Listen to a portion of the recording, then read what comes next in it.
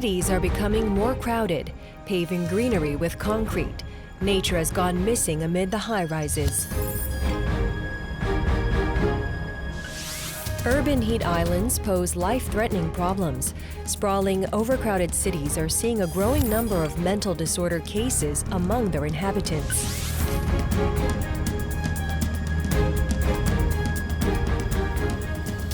Cities are filled with dust and noise, the main causes of stress and depression. Cities must change. They must be revived. To improve the lives of urban dwellers and for a new tomorrow, cities are choosing to go green. Green has the power to resuscitate decaying cities and change people's lives.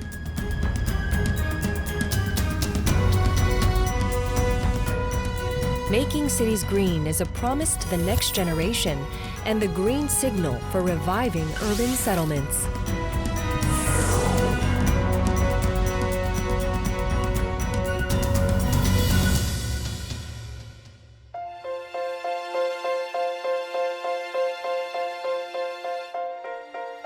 Urban greening is a worldwide trend. Green roofs, for instance, are already found on many buildings in advanced countries.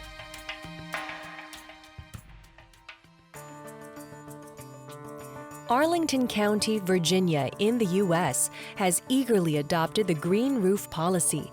The country's landmark buildings, public offices, and private homes feature green roofs of various styles. The county government operates the Green Home Choice program, which subsidizes the installation and maintenance costs of green roofs. This program has helped make the rooftops green in Arlington County.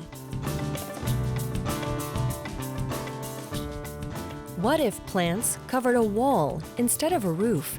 That would make it a green wall.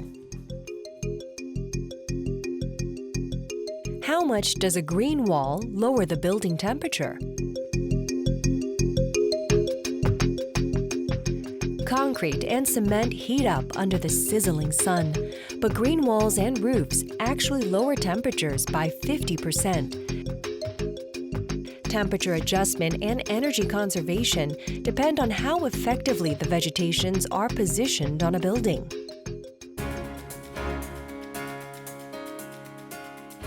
The effect of this far-seeing policy shows up in figures.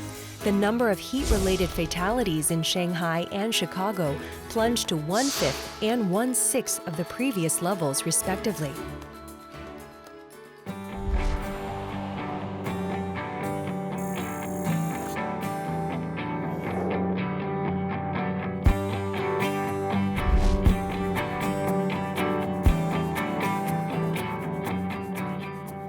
Then, what about green curtains?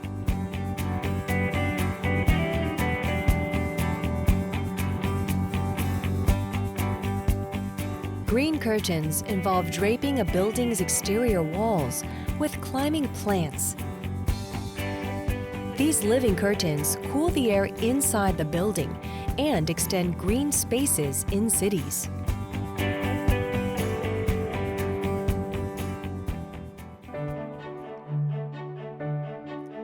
Clusters of concrete buildings create several problems. The strong summer sunlight warms city centers, causing energy consumption for cooling to spike and worsening the urban heat island phenomena.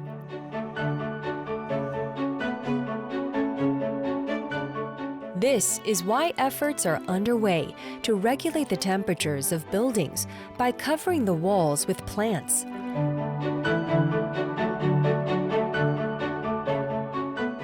Green curtains are made of plants and placed over a building's exterior walls.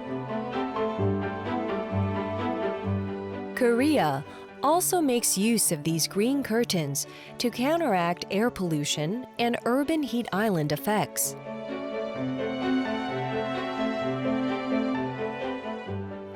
The city of Suwon went all out to build urban forests to save energy and reduce air pollution.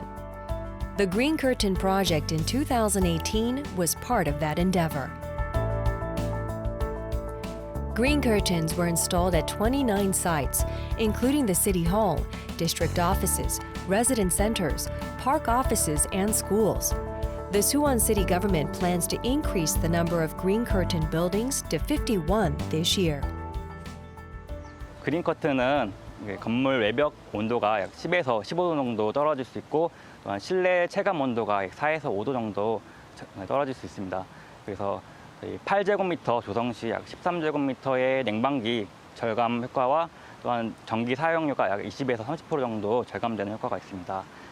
무엇보다도 도시 녹시를 제고하여서 시민들에게 녹색 갈증을 해소하고 또한 쾌적한 도시 환경을 제공하고 있습니다. Green curtains stop building temperatures from rising in the summer and reduces energy consumption. Buildings with green curtains can save energy since the indoor temperature is about 5 degrees lower compared to ordinary buildings.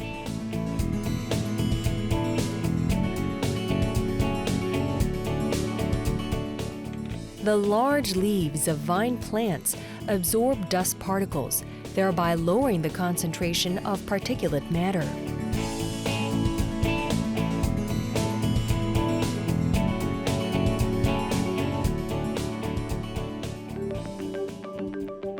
Suwon plans to expand its urban forests, currently measuring almost 12 million square meters in area, by 30% by 2022.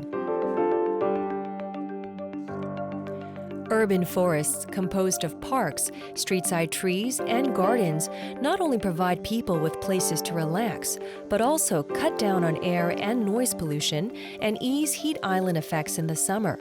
In fact, urban forests lower daily high temperatures by 3 to 7 degrees in summer and raise humidity levels by 9 to 23%. A study by the National Institute of Forest Science found that fine particulate matter levels in urban forests were 40.9% lower than in urban centers, while particulate matter levels were 25.6% lower.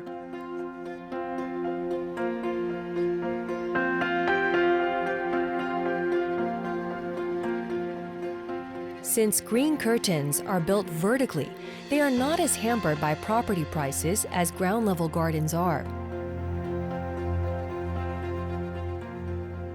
Since green curtains do not require land, they are emerging as a practical urban greening solution.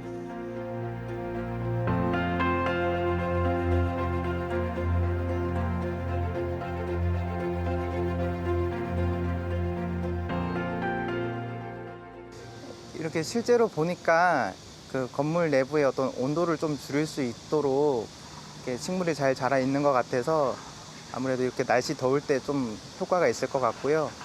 또 이제 청사가 좀 녹색 청사로 좀 보이니까 미관상으로도 좀 좋아 보이는 것 같습니다. Many old European and American structures are covered with vines. We are now re-evaluating the value of these naturally formed green curtains. In Japan, since the great earthquake in 2011 and the subsequent nuclear disaster in Fukushima led to power shortages, the government has been promoting green curtains. Over 80% of the local government bodies have adopted green curtains to save energy. 일단은 저희가 도시지 내에서 토지 매입을 하는 문제가 많이 있는데요. 그러한 문제 없이 저희가 이제 쉽고 좀 저렴하게 녹지 면적을 조성할 수 있고 또한 1회 설치한 다음에 매년 이제 재활용이 가능하다 보니까는 예산적으로도 또한 가성비 좋은 사업입니다. 관공서나 이런 공공시설물에 이제 저희가 사업을 진행하고 있는데요.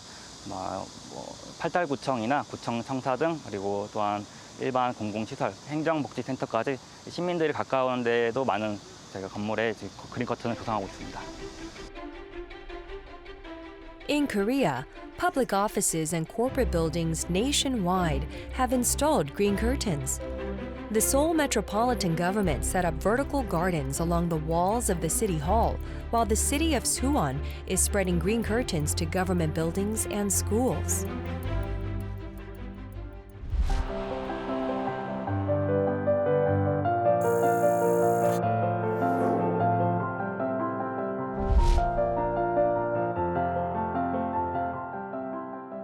There is a city that went beyond just installing oases and turned the entire metropolis into one enormous garden. Living plant walls are erected all over the city, creating an illusion that you're inside a huge arboretum. The trees and plants absorb the city's heat and cool the air.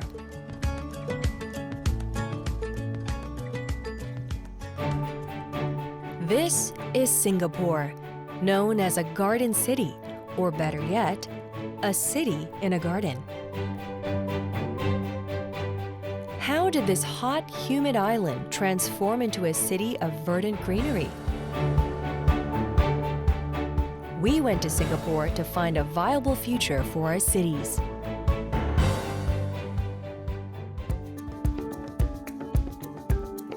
Spectacular economic growth and strict regulations in place to maintain a clean living environment. This is the cityscape of Singapore. The Central Business District is the busiest area in Singapore. As the population of this small island nation exploded, its urban landscape and environment deteriorated. So Singapore turned to greenery to revive the environment and relieve overheating. The plan was the greening of the urban landscape. I think the way that Singapore was able to become such a green, integrated city was really setting a priority early on to let greenery and landscape be a feature and really in some ways an identity of the city itself. Singapore has really seemed to had this unique and focused interest on letting the greenery and the landscape become that identity, and I think it has very much paid off. The government, private enterprises, and the people came together to turn the country green. They had already experienced extensive destruction of their indigenous ecosystem when Chinese migrants settled in the area in the 18th century and started slash and burn farming. Immediately after his inauguration, Prime Minister Lee Kuan Yew declared greening of Singapore as the major objective of his urban development program.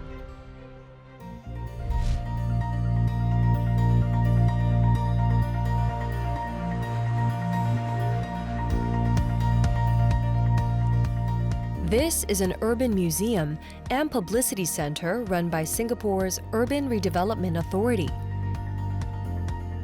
The three-story museum showcases the city's 50-year transformation with detailed miniatures, videos, and photographs.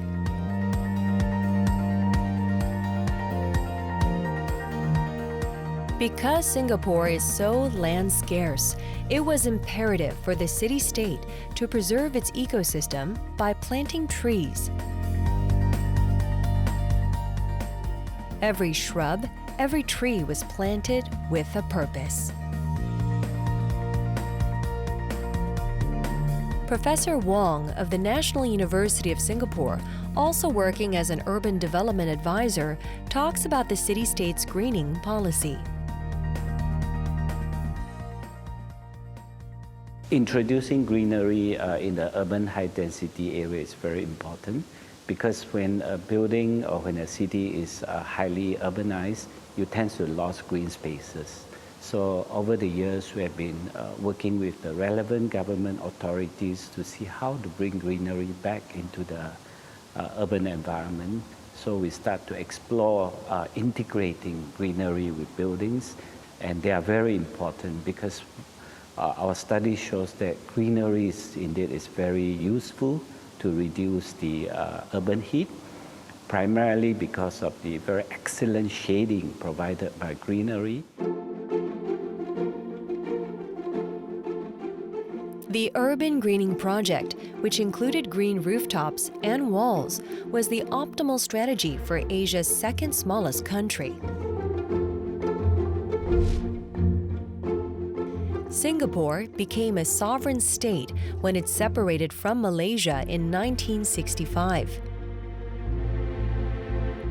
Its Prime Minister Lee Kuan Yew started his term by honoring the long-standing promise to create a city within a garden while propelling economic growth and urban development. But the 714 square kilometer island state is only a little bigger than Seoul and smaller than Busan.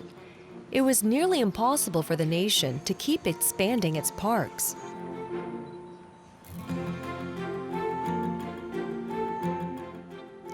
Singapore's solution was to connect the green spaces.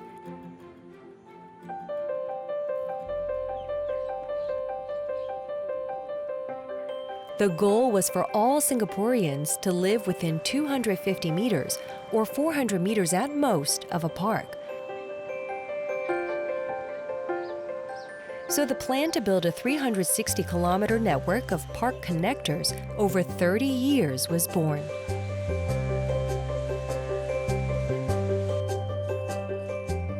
Park connectors refer to multipurpose greenways that link parks, gardens, and open spaces. This 30-year long-term plan pursued two objectives: to provide recreational space and passageways, and to enrich biodiversity along its ecological paths.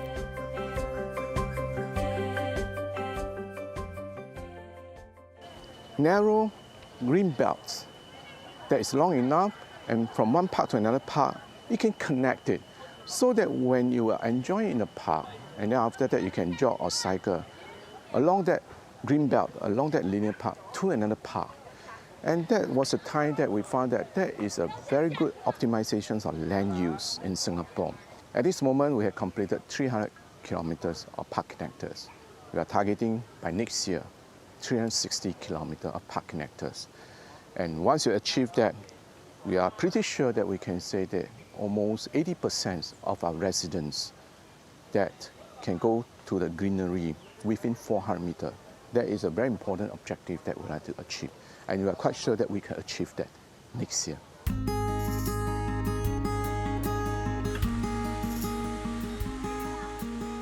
The success of the Park Connector Network can be attributed to the National Parks Board, an agency that oversees the planning, construction, and maintenance of the project.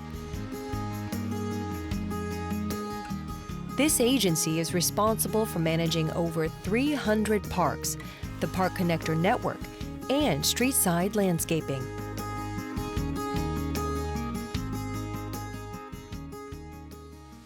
Vision is to make our Singapore a garden city.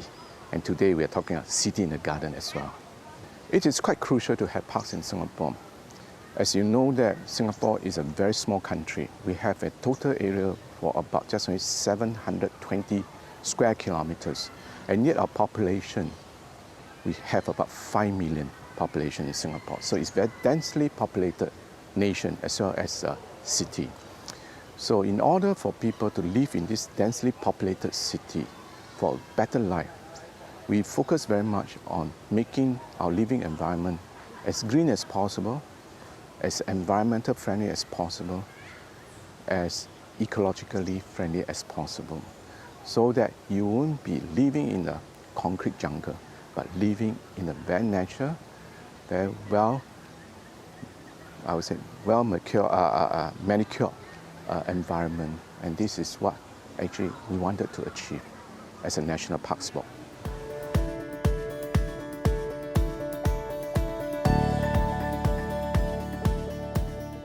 Gardens by the Bay, the jewel of Singapore's urban greening project.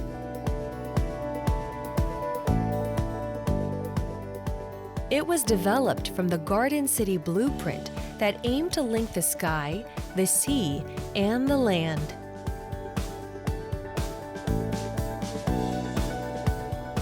At last, in June of 2012, a nature park of an awe-inspiring scale and significance opened on reclaimed land.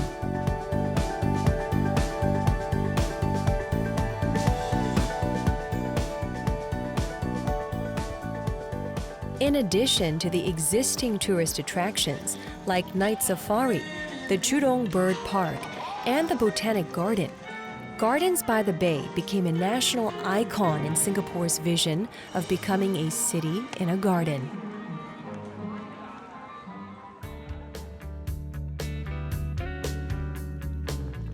The park complex, standing in the Marina Bay district, is situated right behind Singapore's famous landmark, Marina Bay Sands. Just as park connectors link most of the parks in the city, the hotel and Gardens by the Bay are linked by a walkway. The 1 million square meter park, built on reclaimed land, consists of Bay South Garden, Bay East Garden, and Bay Central Garden.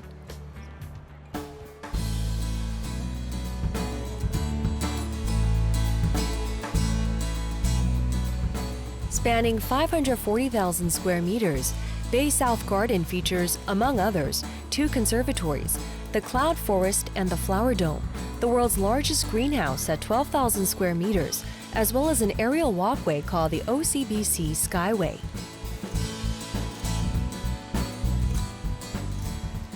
Gardens by the Bay shows that Singapore's greening policy is not merely a tree planting program.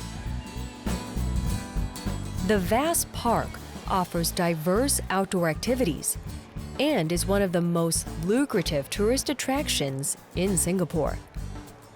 More than 50 million visitors came to the park between its opening in June 2012 and last year. The conservatories are cooled greenhouses designed for plants from the Mediterranean and alpine regions. They exhibit rare endangered species as well as exotic plants that cannot grow in the wild in Singapore's climate.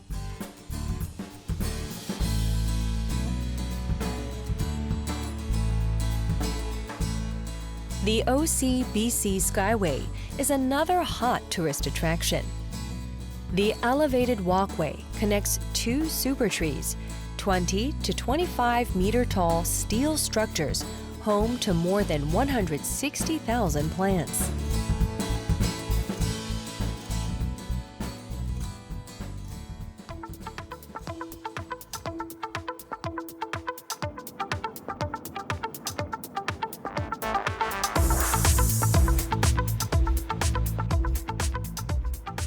Behind the successful greening of Singapore is an architectural firm. Most of the greening of the city buildings was carried out by Waha architects. Waha realized Singapore's city in a garden concept. The building it designed and built can be seen right outside its window.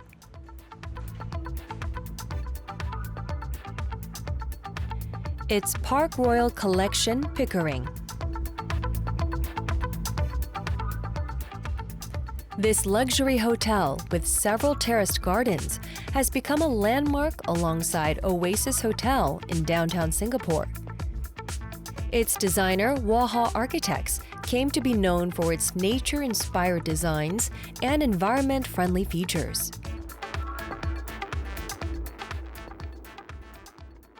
Bringing the green to the sky then becomes one of the strategies to bring back the natural environment to a high-density city. So greenery brings a lot of good outcomes, not just pleasing to the eyes, but some could be edible food. Yeah, and also very comforting and healing environment for humans. So we do try to make every effort to introduce or incorporate greenery in our buildings. Yeah.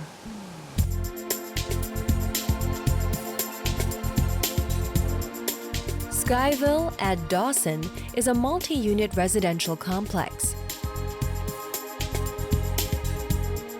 The Housing and Development Board supplies 84% of housing in Singapore, where individuals are not allowed to own land.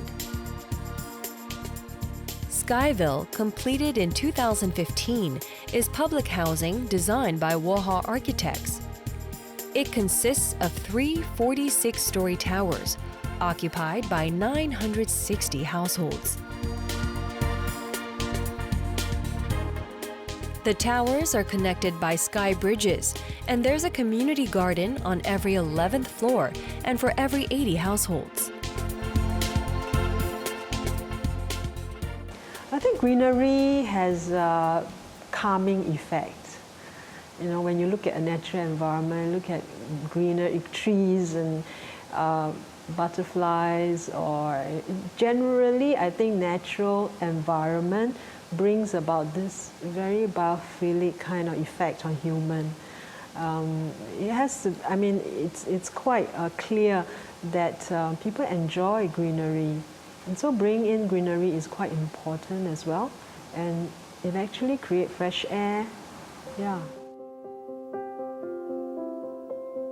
The pinnacle of Skyville is its rooftop.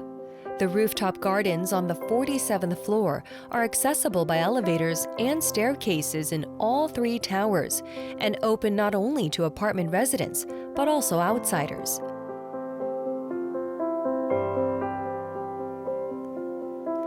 The rooftop gardens, connected by a 400-meter jogging track, are a secret forest perched at the top of the complex. This gives a stunning panoramic view of the city from high up in the sky.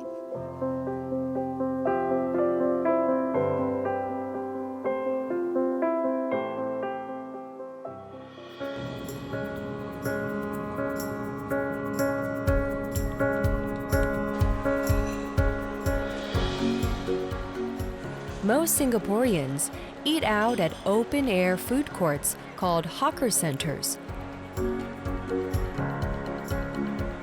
These collections of food stalls, operated by the government, offer just about every kind of food found in the world. This hawker center is located on the second floor. Since it is not walled off, there's a constant flow of fresh air here. It's located in a housing complex for seniors. The retirement community also has a hospital and shops, as well as an easy access to a metro station. The open first and second levels are designed so that air rises up to let in cool winds even in hot weather. Although it looks like a regular high-rise building, inside there's a secret forest. The rooftop garden connecting the 7th and 8th floors is reminiscent of terraced rice fields. The word kampung means a rural village in Malay. This special building brought back the spirit of kampung. This was by including in its design various green settings, such as Southeast Asia's terraced paddies.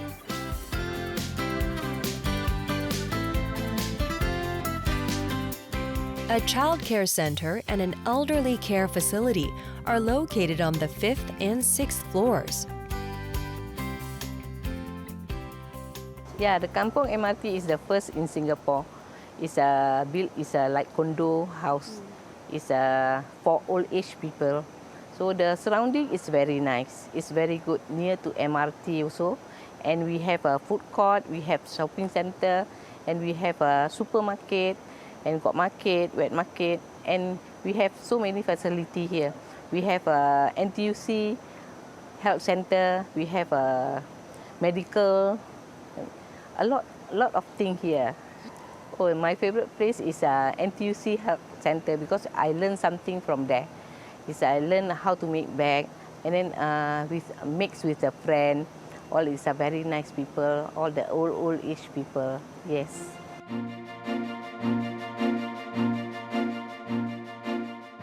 Kampung Admiralties thoughtful designs for senior residents and nature-inspired, environment-friendly features were recognized at the World Architecture Festival by winning the World Building of the Year award in 2018.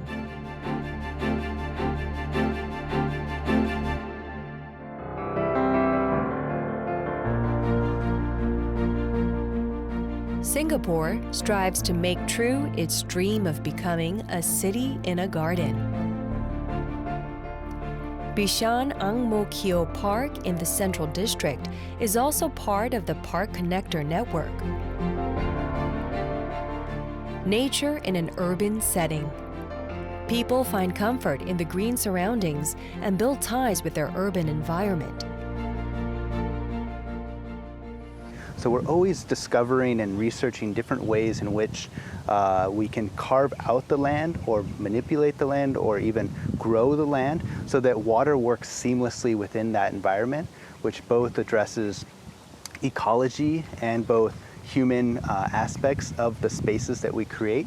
And this becomes a very unique approach because nowadays with climate change, it's a very appropriate and necessary topic to discover and to explore and to integrate into our cities.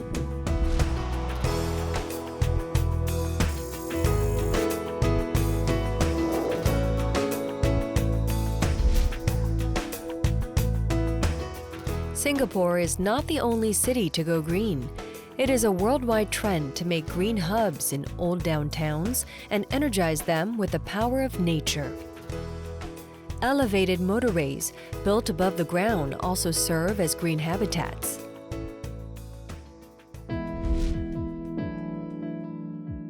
Overpasses were once considered the product of modernization, but now they are treated like eyesores, marring the cityscapes.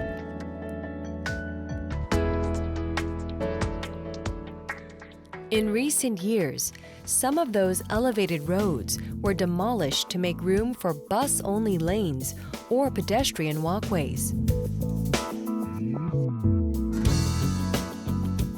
One example is Howlo 7017, built atop an old overpass near Seoul Station. Completed in 2017, Howlo 7017 drew some 8.37 million visitors in just 10 months. The walkway is used largely by people traveling between Seoul Station and Namdaemun Market. But many more come to enjoy a wide range of attractions here, including a children's playground, water fountains, and even snack bars. Cities get hotter as greenery disappears and high-rises clutter the landscape. Clouds of dust thicken and prevent air circulation. Earth is getting hotter in a vicious cycle.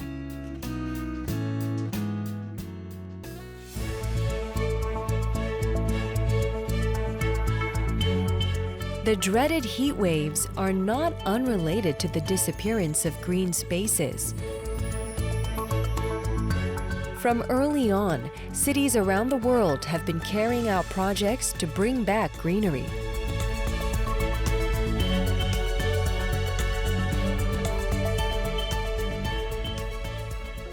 Many social contribution activities in Korea are associated with the term cool roof. It refers to applying white heat-reflecting paint on rooftops. Cool roof coating is applauded as an effective countermeasure against heat waves. But there is another type of roof that is more effective in the long run, although it requires a more complicated process and more time. It's the green roof.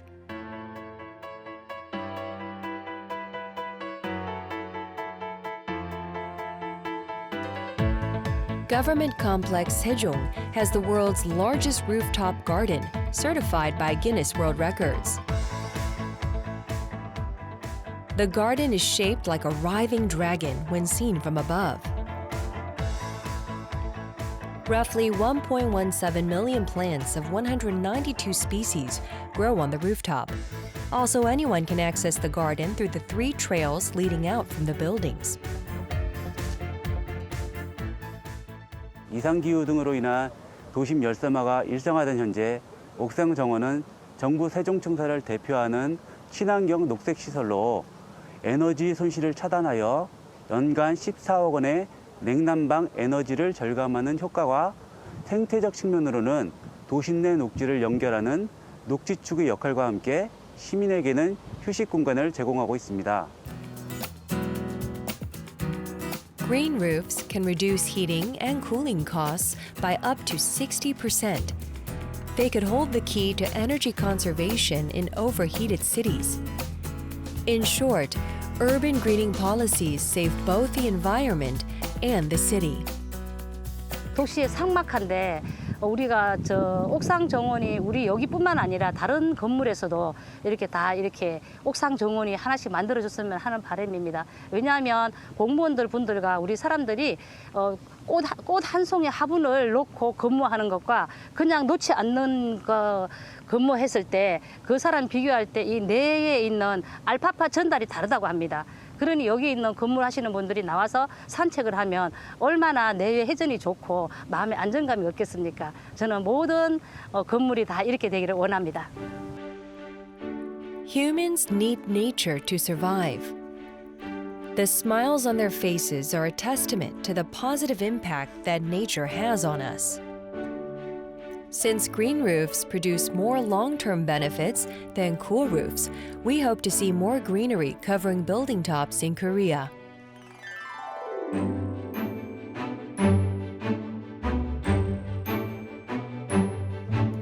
Daegu, a city with 2.5 million people. It is notorious as the hottest city in Korea, as it is located in a basin where hot, polluted air tends to get trapped. Prone to long-lasting heat waves, Daegu's urban greening efforts have been long-term challenges. So the city decided to create urban forests to reduce heat island effects and air pollution. The city plans to invest over $40 million to create 100 urban forests by 2022. The project to make Daegu green is well underway.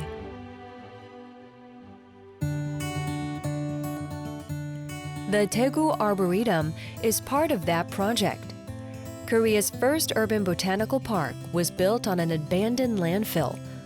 Roughly 80,000 woody plants of 450 species and 270,000 herbaceous plants of 1,300 species were transplanted in an area sprawling over 244,000 square meters. In a charity forest project, trees are planted in welfare facilities for the socioeconomically disadvantaged people so that they too can enjoy the benefits of having a forest nearby.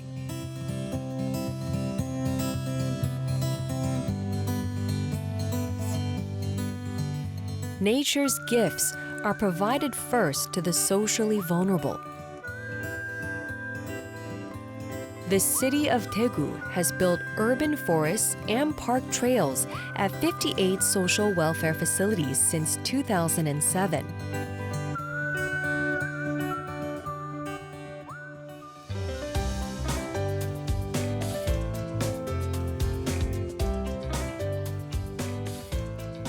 Daegu's greening efforts are also evident in its monorail line. Trees are planted along the route of Daegu Metro Line 3.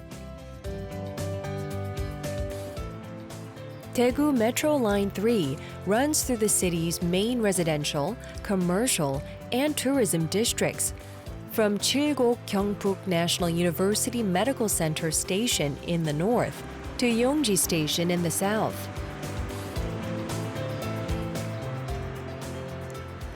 There are 799 bridges along the 24-kilometer route. Among them, 207 are covered with climbing plants. It won't be long before Daegu is called the greenest city in Korea instead of the hottest.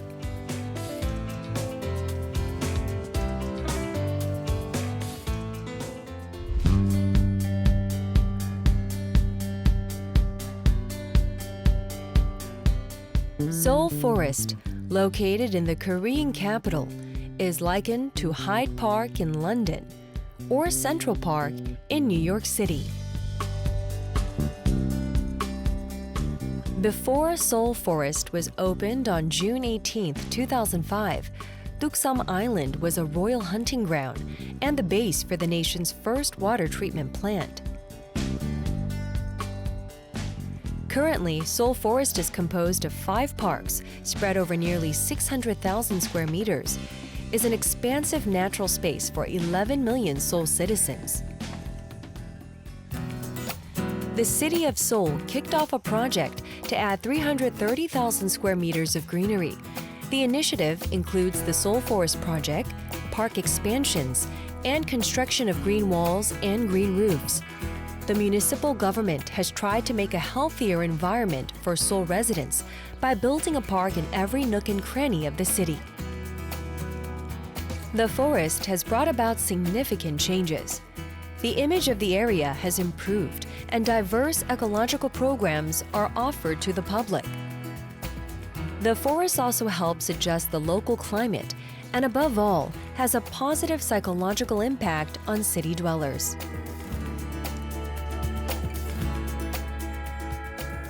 일단 되게 크고요.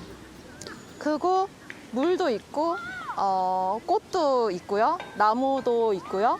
근데 그게 조금씩 있는 게 아니고 되게 많이 있어요. 시각적으로도 나무도 이쁘고 꽃도 이쁘고 꽃에서 향기도 나잖아요. 그리고 물이 있으니까 물소리도 나고 새 있으니까 새 소리도 나고 가족들이 있어서 사람들 소리도 나고 그래서 되게 좋은 것 같아요. 여기 청량감이 너무 그냥 너무 좋고 저는 뭐 여기 주민인데 진짜 누구한테나 여기 선전하고 싶고 광고하고 싶고 그래요. 어떤 점이요? 여기요. 운동할 수도 있고 연인들이 많이 걸릴 수 있고 좋은 점이 너무 많죠. 나무도 많고 또 뭐 어린아이들하고 가족들하고 같이 이렇게 와서 즐길 수 있고 너무 좋죠. Seoul Botanic Park is part of the city's plan to make a verdant Seoul.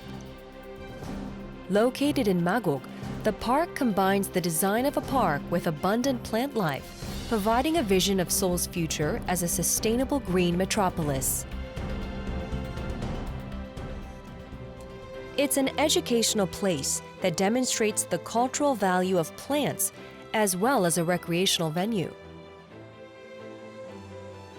The Botanic Center, reaching the height of an 8-story apartment with a diameter of 100 meters, houses over 3,000 species of plants from 12 cities across the world. The building is divided into tropical and Mediterranean zones, with the former holding plants from Hanoi, Jakarta, Sao Paulo, and Bogota. Meanwhile, the Mediterranean zone is home to plants from 8 cities all over the world, including San Francisco, Barcelona, and Rome. 네, 보통의 식물원은 식물을 보존하고 연구하는 게 목적인데요. 서울식물원은 서울 시민들에게 여가와 휴식을 주고 또 문화 공간을 제공하는 데 목적이 있어서 이 시내 안에 조성이 됐습니다. Visitors can get a stunning view of the jungle below from the skywalk that crosses the greenhouse. Inside, the air is filled with warmth and laughter.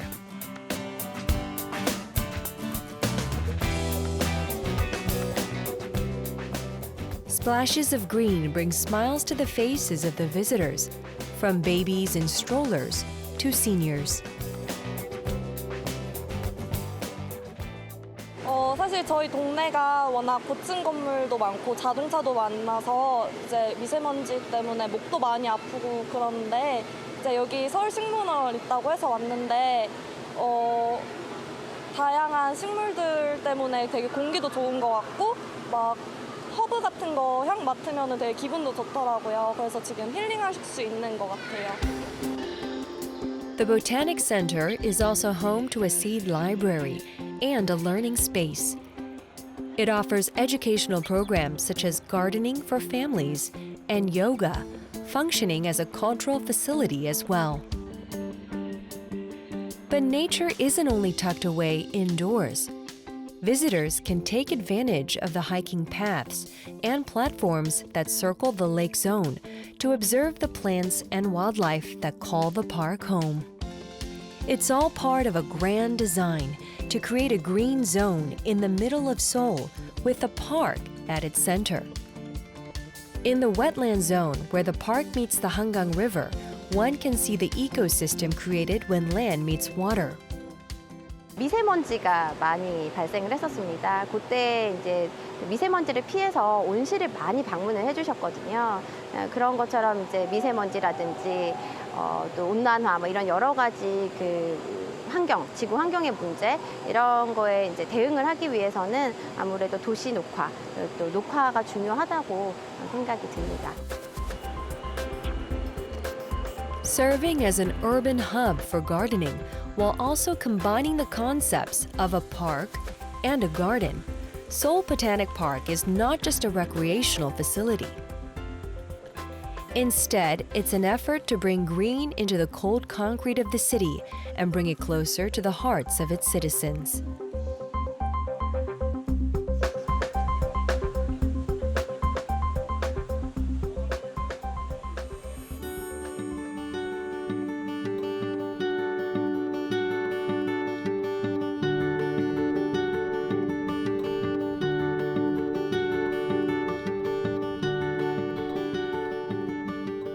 Green doesn't just liven up the urban environment, it changes people's lives. This is a community garden located in Seoul, where warm words and harvests are exchanged among the members.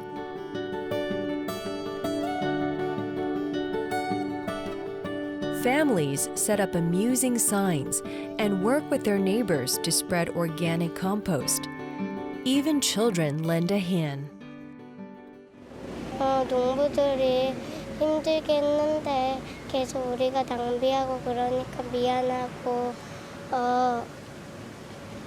우리가 직접 해보니까 재밌었어요.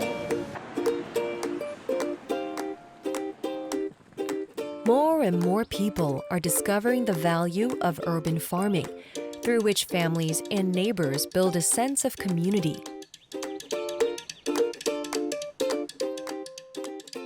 저희가 2010년 둔촌 텃밭을 기준으로 처음 텃밭을 만들게 됐는데요. 지금 저희 도시를 둘러보면 삭막한 콘크리트 포장으로 되어 있고 앞집 사람이 누군지도 잘 모르고요. 1인 가족이 점점 늘어나고 있어서 외로움도 많고 소외감도 많이 느끼고 이런 실정이라서 저희가 강동구에서 특별히 텃밭을 조성해서 그런 주민들을 위해서 분양하게 됐고요. 그리고 저희 특히 공동체 텃밭을 조성하게 된 계기는 우리가 이제 공동체 형성도 필요하고 이제 그 소통의 재미도 느끼고 있고요. 그리고 직접 작물을 재배함으로써 즐거움도 느끼고 자연의 소중함도 느끼고 있고 그리고 수확한 작물을 이웃과 나누면서 그 서로 이제 정도 느끼고 이런 기쁨을 많이 느낄 수 있어서. Growing vegetables and acting together as a community, people relearn the importance of communication. Those who felt lost in the city life learn to build ties again. Perhaps this is the true power of nature.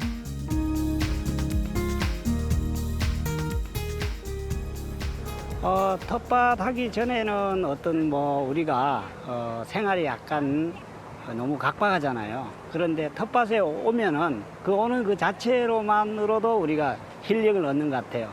저도 그래서 이 텃밭을 아주 많이 좋아하는 편이죠. 네. 식물하고 대화한다 그럴까요?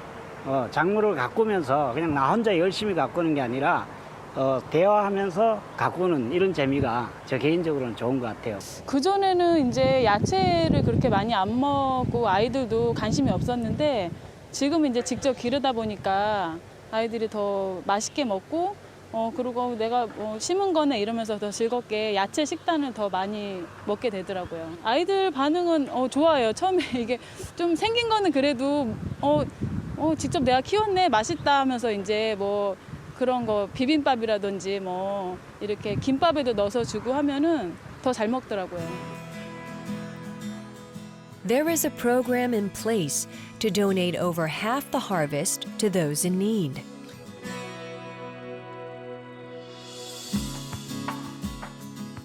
Families sweat and toil in the community field, growing closer both to nature and their neighbors.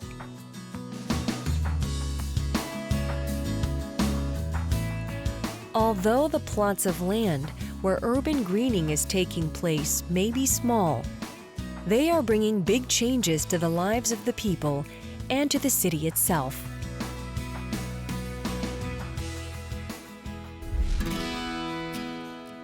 Urbanization and civilization was achieved at the cost of countless forests.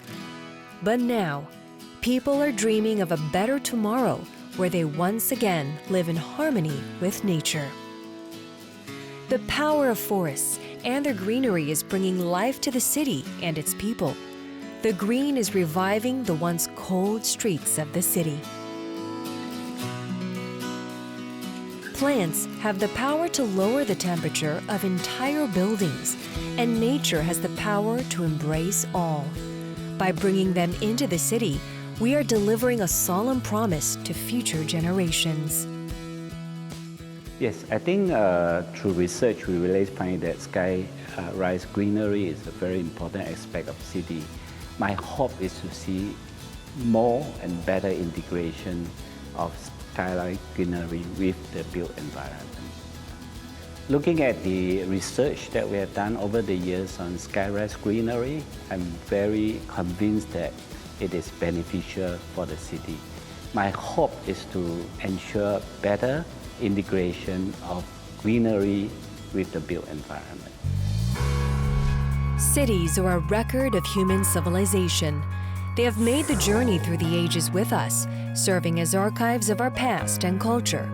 Now, a new chapter in their long history is about to begin. The time has come for cities to change while still preserving the tradition and history they hold. By planting green forests in concrete and asphalt, we dream of a tomorrow where we live in harmony with nature. What kind of future awaits our cities? Humans strive to make cities sustainable in the face of overpopulation, aging, pollution, and climate change. What sort of tomorrow will our efforts bring?